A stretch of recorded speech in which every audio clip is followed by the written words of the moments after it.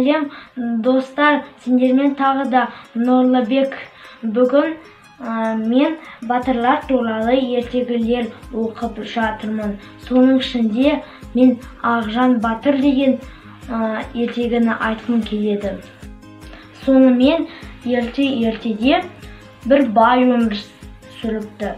Оның малдары өте көп және 6 үйір жылқысы бар.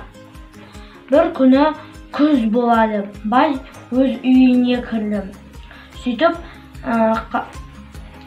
қасқырлар жылқыларды жейді, ал ұры болса оны ұрлайды. Сөйтіп бай Ақжан Батырға келеді. Сөйтіп жалынады. Менде 6 үйір жылқым бар.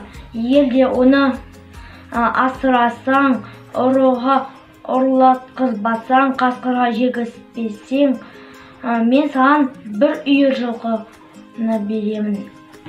Ақжан Батыр болса келіседі.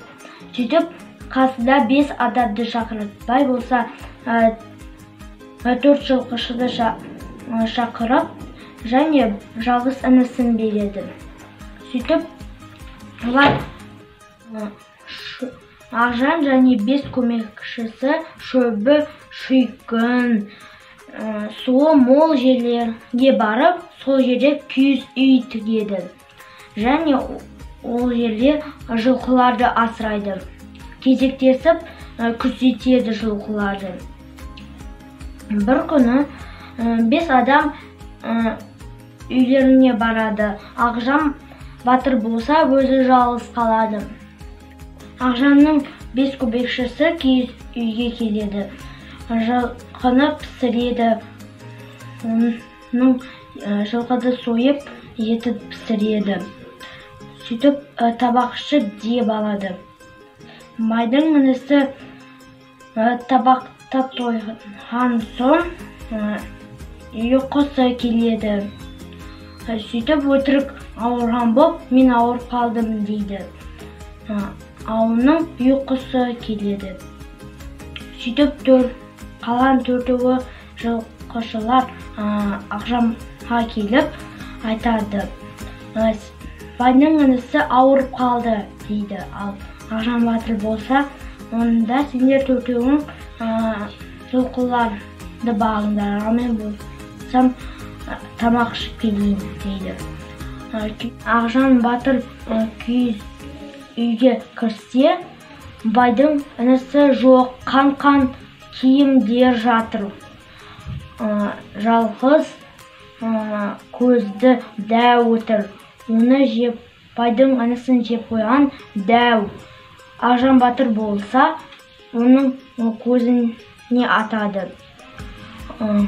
Дәу болса, киізді лақтырып, өзі қашып кетеді үңгірге қарай. Ақжан Батыр болса, үңгірге кіреді. Қараса, дәу өліп қалды. Ақжан Батыр болса, 4 жылқышыға келіп, барлық оқиғаны айтады. Қалай дәу байдың інісін жеп қойғанын, қалай оның өлтіргенін, бірақ оның 2 інісі бар. Олар сендер жылқыларды асыра беріңдер. Олар сендерге тиіспейді. Ал мен болса байға барып, бұл оқиғаны айтайын дейді. Ал байға жету үшін 3 күн жүру керек. Ақжан Батыр бірінші күні шаршап, бір ауылды көреді.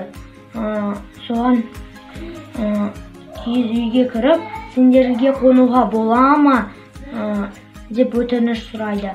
Ал киіз үйдегі адамдар болады, оны қонақ қып ас береді. Киіз үйге тағы да бір адам кірді. Оны да қонақ қып ас береді. Сөйтіп бір адам Ақжан Батырға айтады. Сен қай жерде жатасың? Ол жерде мен жатайын дейді. Ақжан батыр болса, бұл адамның жаман ойы бар екенін сезеді. Сөйтіп, мен жылқының қасында жатамын деп өтірік алдайды. Сөйтіп, ол ұйықтамай өз киімін қойды. Ал мына құс Ақжан батыр деп ойлайды. Бұл Ақжан батыр емес, ағаш. Сөйтіп, Ақжан батыр болса, ат жылқысына жүгіріп келіп, оған мініп, садағын алып, оны атады.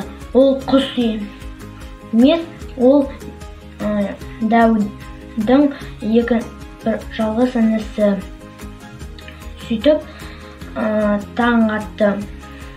Ақжан батыр болса, сендерге рахмет, енді мен жолға шығайын дейді.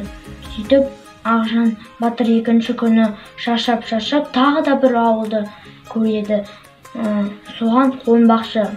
Ал Дәудің екінші інісі аю боп айналды. Сөйтіп, ол Ақжан батырға шабуыл жасады. Сөйтіп, Ақжан батыр болса, Дәудің екінші інісін өлтіріп, үш Дәуді өлтірді. Сөйтіп, байдың ауылына жетті. Сөйтіп, байды бүкіл оқиғаны айтады байға. Қалай оның інісін Дәу жеп қойған, қалай оның екі інісін қалай үш Дәуді өлтіргенін барын айтады. Ал бай болса қуанып, Ақжан батырға бір үйір жылқысын береді. Сөйтіп, Ақжан батыр бай болады, кедейлерге көмектеседі. Осымен достар, біздің ертегіміз аяқталды. Егер де ертегі ұнаса, лайк басыңдар. Сау болыңдар.